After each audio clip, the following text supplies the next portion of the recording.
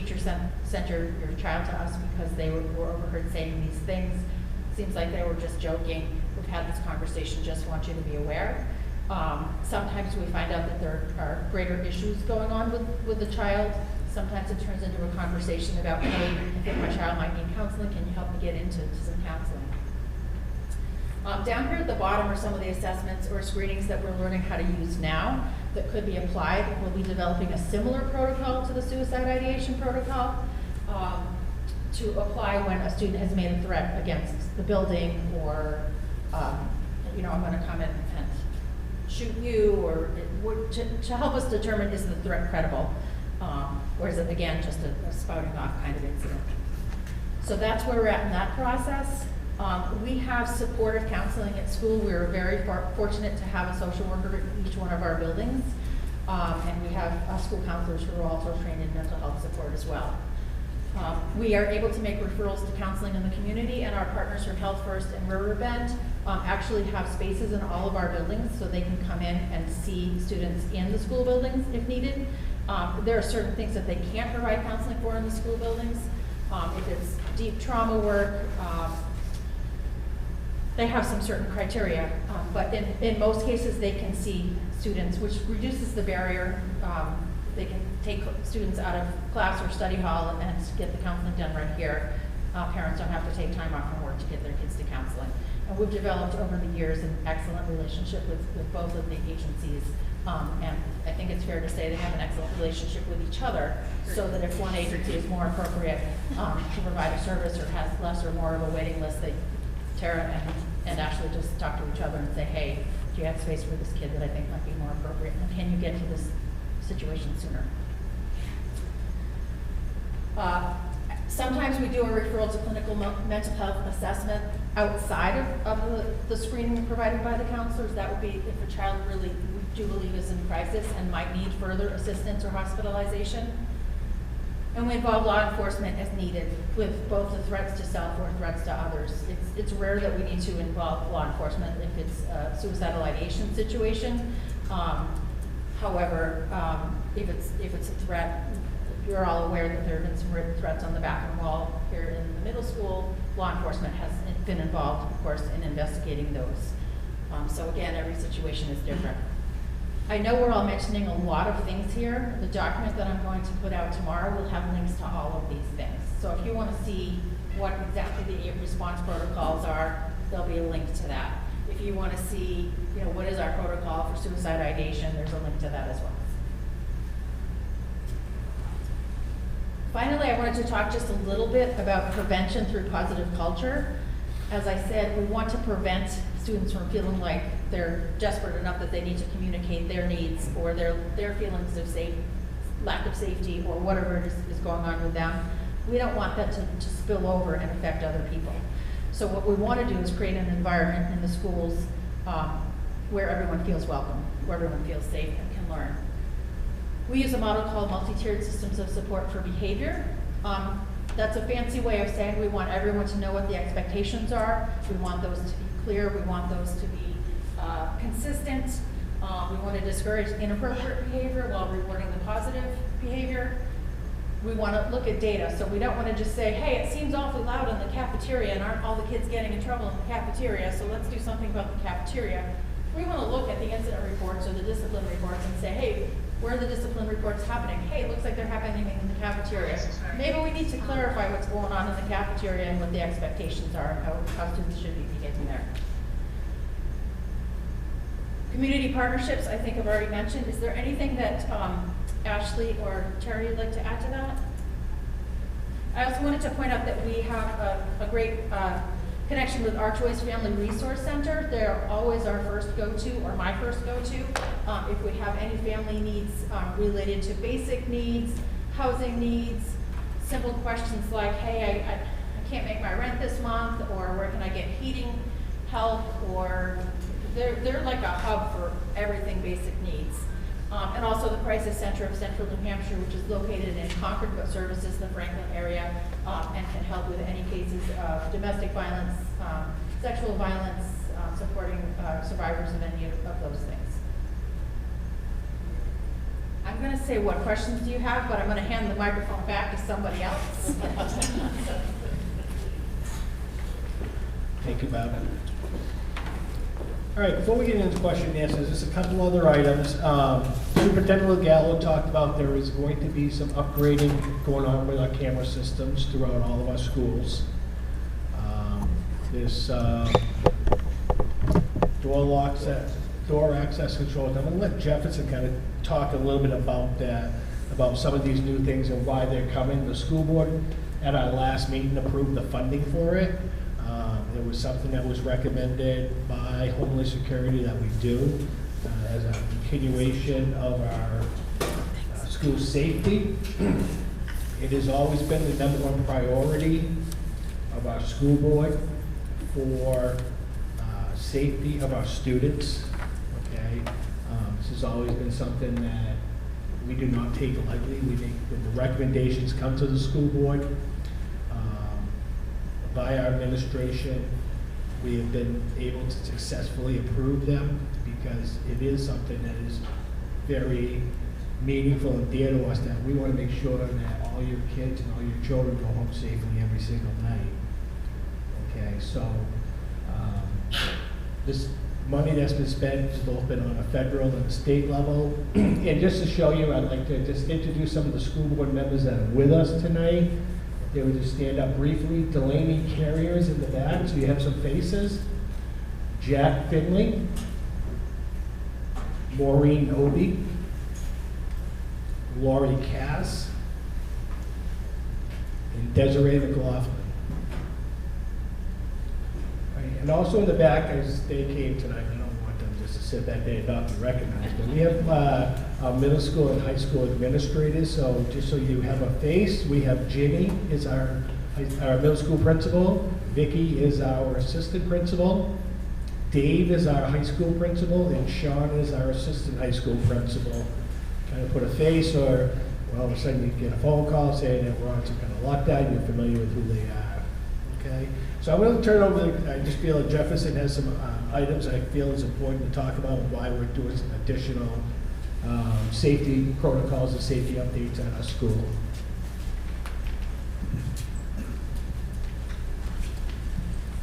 Good evening, everybody. Thank you for coming tonight.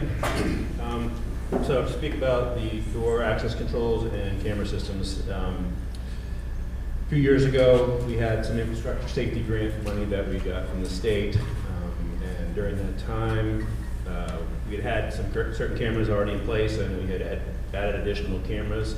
They're all under a certain particular brand of camera. They're called Hikvision. But since then, we have found out that it's a Chinese manufacturer, and they've been banned by the federal government for their ability to be remotely accessed and so forth. So there's obviously safety concern and issue with that. So we are working to move to a different type of camera. Obviously, since then, too, the ability of some of these cameras has gotten a lot more complex and a lot more user-friendly, I should say, too. There's software involved with the cameras that we're going to install that can allow us to track somebody by the color of their shirt or a vehicle, the ranges around the building, especially exterior cameras, and the ability to zoom in better. So that's what we're going to be doing, is replacing all those cameras. One of the nice things about these new cameras, too, is that it'll also, some of them, their capabilities are better than the cameras that we have in place right now, so we can, in certain situations, won't necessarily need as many cameras because of that. So that'll be one nice thing that'll happen when we do that. The other one is door access controls, which a lot of you probably see, especially in the main entrances. We have these key cards, and we just bump up against the little door access control and unlocks or locks the door. Like in middle school, you did see we have double entrance right here, but we actually also have another key door access control that allows access to the classrooms. So it still is like a 3-step process similar to the elementary school, and adds an extra layer of security in that sense. We are going to be adding additional door access controls in some of the schools, primarily the elementary school, especially situations where kids are outside in the playground. Some of those doors don't actually have the key card access, so that someone has to have a key or whatever. We don't want a situation, as you might have seen in the Uvalde case down in Texas, there was a concern, I don't know if it actually was a true situation or not, but there was a rumor that a door was blocked open. And we certainly don't want to do that, and obviously in the wintertime we wouldn't do that anyways because it's so cold out. But we are going to be adding door access control, so it's a lot easier for teachers and staff to just be able to run their door access control, just to pop the door open and let people come back into the school easily without needing a key, physical key. Especially like in the Bear situation where we had a mother and 2 cubs out there, it gives us a little quicker ability to reverse evacuate in that scenario. And basically we'll be replacing all the door access controls throughout the building. Another nice thing about these door access controls is that it'll let us know if a door has been propped open or left open, so we have that information available to us in real time. So it enhances our ability to provide better security for all those situations. I think that's the extent I have for that project that will be hopefully commencing here pretty soon now that everything's been approved. We did get some funding from the state for that. They had what they call the SAFE grant, which came out in response to what happened in Texas. A lot of schools applied for that money. You could apply up to $100,000 per school. I did do that because the project cost was in that range. Unfortunately, we only got enough money to cover door access controls at Paul Smith, but we were able to find other funding through the state and local funds that we had available to us to do a full, complete project and get everything taken care of and upgraded. And that's all I have to say about that.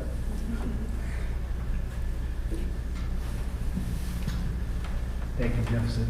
So as you can hear from most of the spoken tonight, that we write a lot of grants, and we get a lot of grants.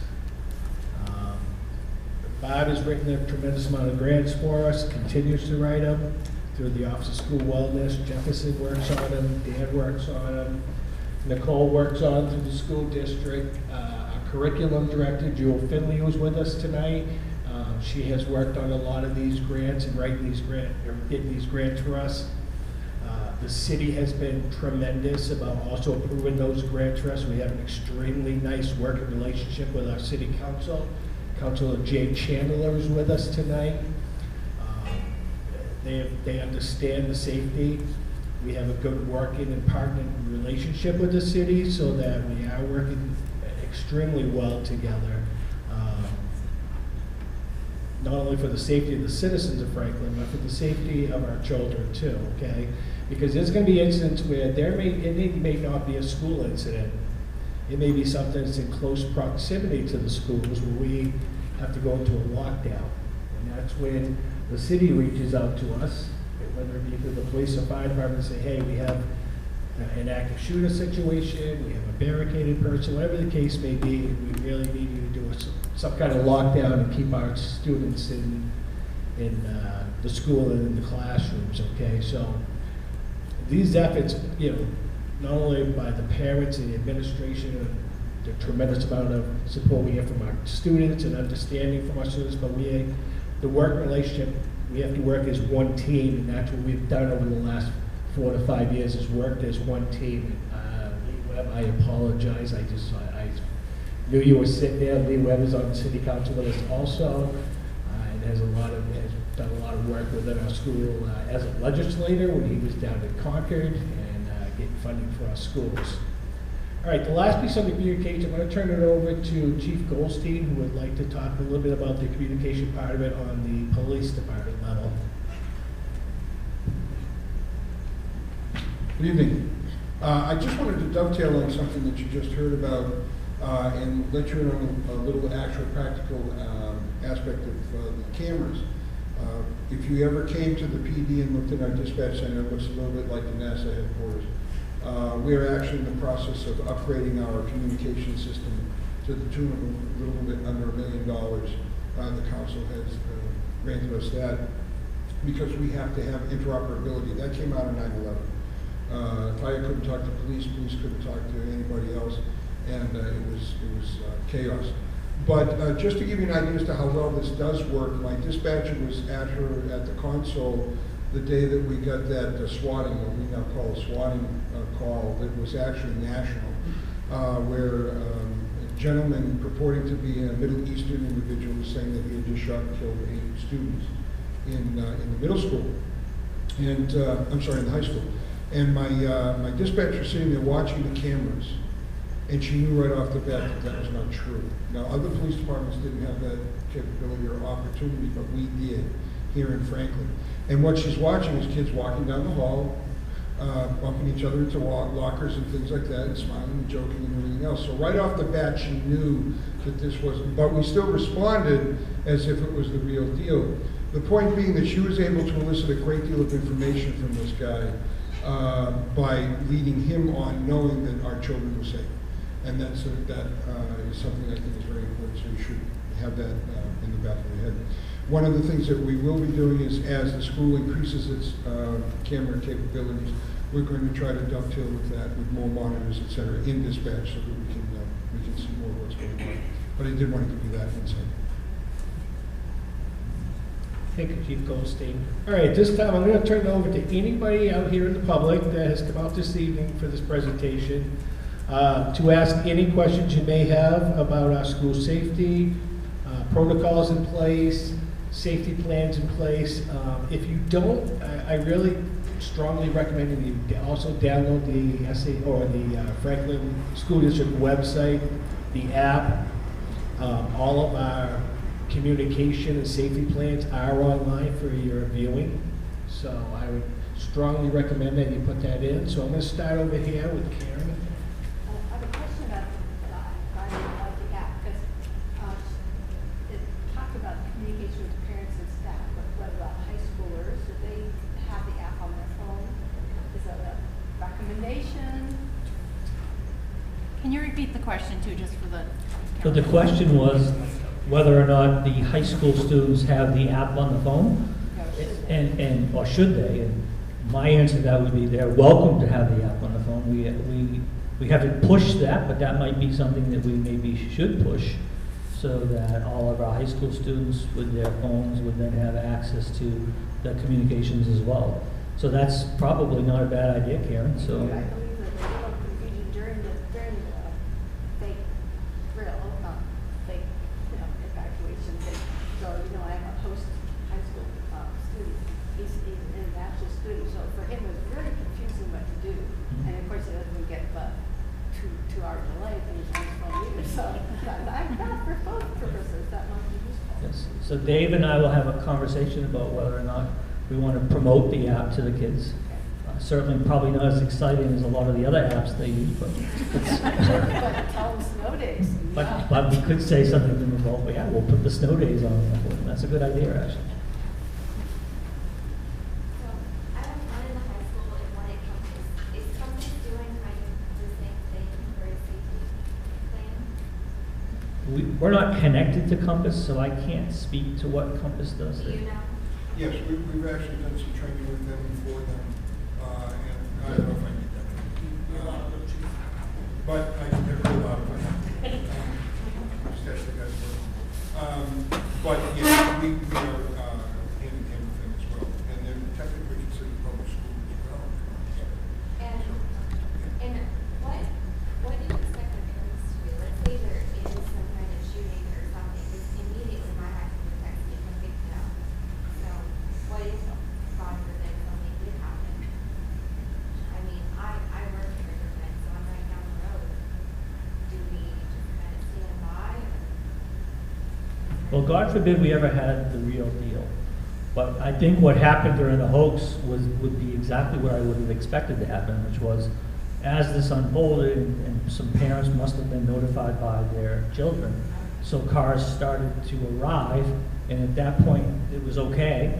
And then the decision was made that we were going to move all the kids off campus, which is then when the police stepped in and just navigated all the parents to continue driving up to the Elks. So honestly, as a parent of 2 high school kids in Manchester and now 1 in college, if my kids texted me to come, I would come, and then I would follow the directions of whomever was in charge to tell me what to do. So as a parent, I've done the same thing. And that's what I saw play out. And I'm going to tell you, the parents were wonderful, because I was right out front there watching the interactions and whatnot. And to be honest, we didn't know initially until we got outside. Once we got outside the building, we recognized it was pretty much a hoax. But at that point, all the texts had gone off, kids had run out of the building, teachers had run out of the building. So we knew at that point that we weren't gonna be able to control it, so we just needed to manage it, and that's what we ended up doing. And we did end up moving the kids off-site and having the parents pick up. But I have to tell you, I was very pleased with how everybody responded to what was initially, to be honest with you, I mean, you have to recognize, I'm sitting in my office in the high school, and one of the officers calls and says, Dan, do you have an active shooter in the school? We just got a call that 5 or 8 students are down. So I'm walking through the school with my phone, talking to the officer, saying everything looks good, walking up into the office, knowing that 10 officers are about to come through the front doors, you know, like there's an active shooter. So, I mean, this thing happened like that.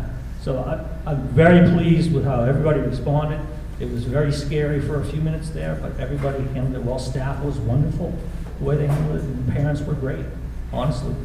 And then after the fact, when we found out that it wasn't just Franklin, it was at least 10 or 11 schools in New Hampshire that got hit that day. Now, Chief's saying it was national, so, you know, like I said, I couldn't have asked it to go any better for what we thought was a real situation for a few minutes there. Dan, I'd like to piggyback on that really quickly. I think I'm not going to I want to say it'll look a little different at Paul Smith because we have children under the age of 9, so we're not going to be walking them down the road all the way to the Elks Club. We would be looking at finding a location that's close by to be able to bus the children to our reunification site. We work very closely with our bus company to be able to get drivers on right away and move children to the appropriate location. I know the bus company responded very quickly on the day of the situation, and they got over the Elks Club to bus kids home from that situation. But I want you to know that if a situation were to ever happen at Paul Smith, you would be looking at still going to that whatever determined place would be. Right now is the Elks Club, but you would be detoured away from Paul Smith just because of the proximity, and we would be looking at moving buses. Yeah, I just echo both those things. If there's an emergency at any school, go to the reunification site no matter what. Even if your student's like, hey, come pick me up at the school, it's our job, the school's gonna work really hard to get them to the reunification point. If a bunch of parents or guardians start showing up at the schools or where the emergency is, you're gonna slow the fire department down, certainly, and the police department as well. Because it's not just us coming in, it's mutual aid and everything else. If we've got a bunch of cars and parents and everything else, we're trying to get around, it's not gonna work. The second thing I'll say is we had a unified command station set up in front of Colorado Auto Body the day of the high school incident. And I was trying to talk on the radio and on the phone and with the school and with the PD. And I can't tell you the amount of parents that kept slowing down, asking me where to get their kids. I'd love to talk to you all, but that's not the time that I've got to talk. And the best thing you can do is get away from the incident, go to the unification point, and we're going to do everything we can to reunite you with your kids as soon as possible. And part of this also is, a lot of people don't understand this. One of the biggest things is traffic control.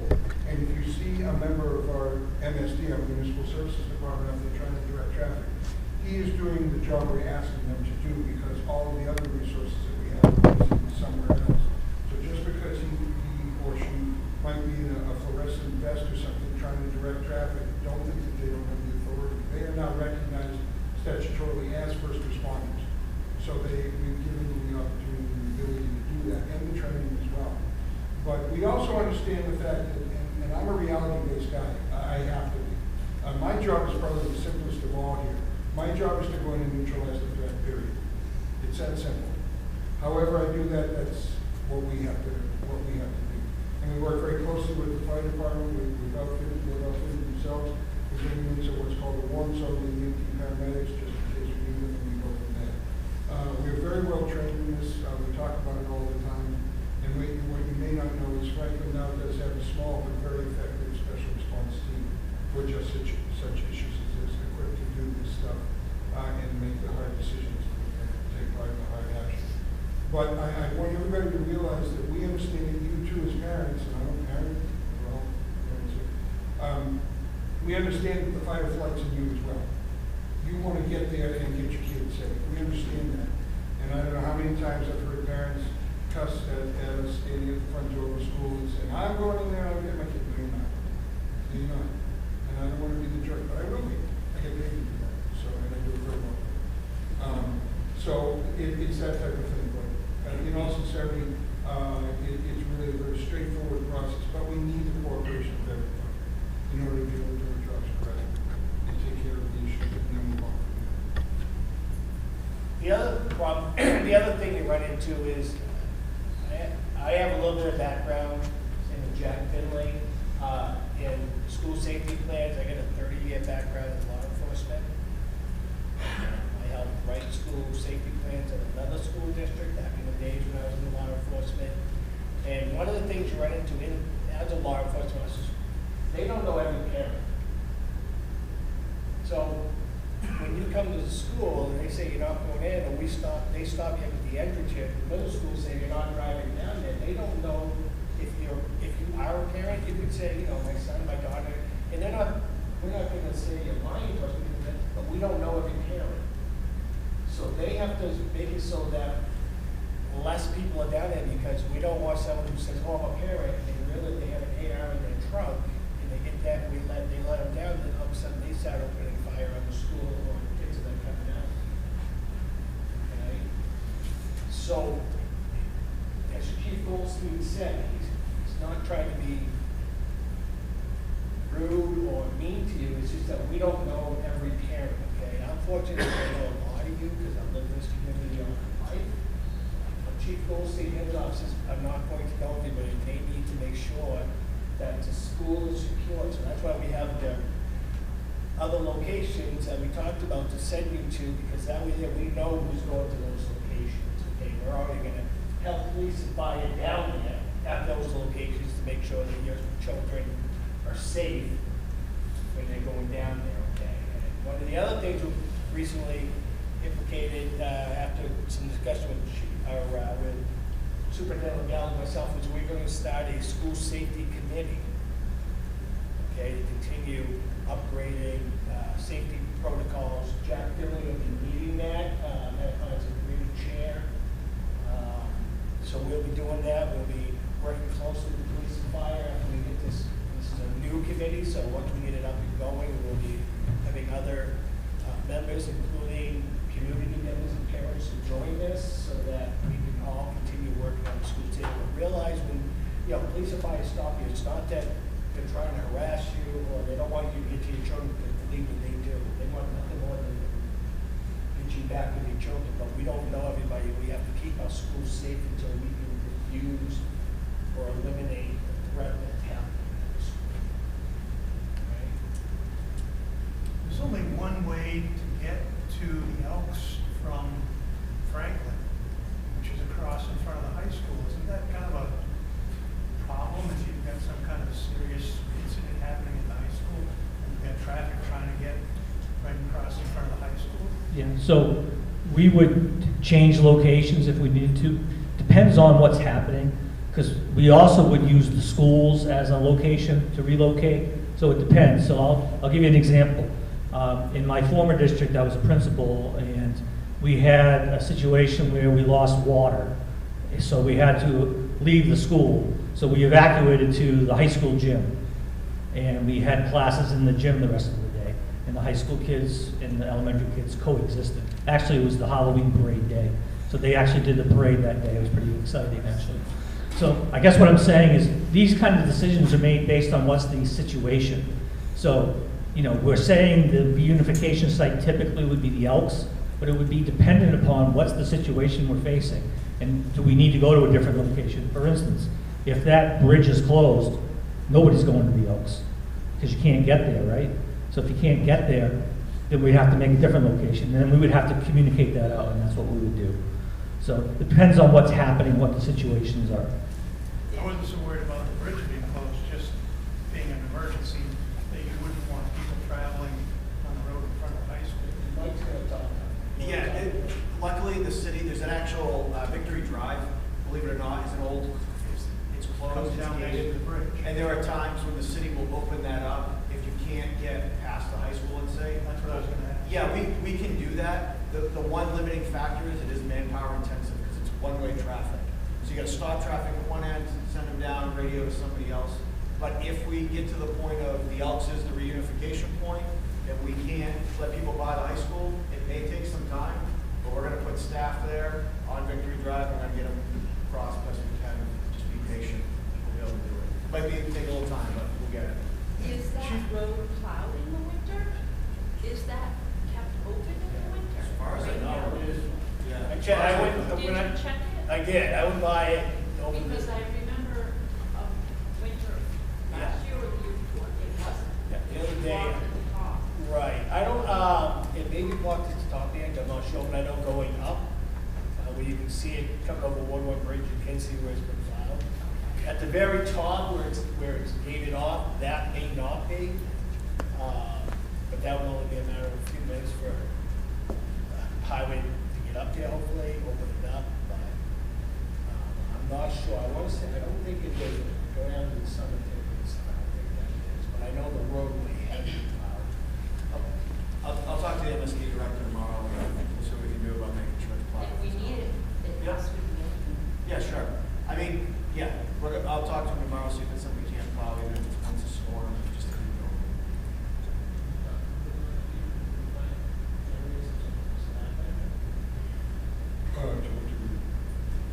Other locations that we Oh. could take.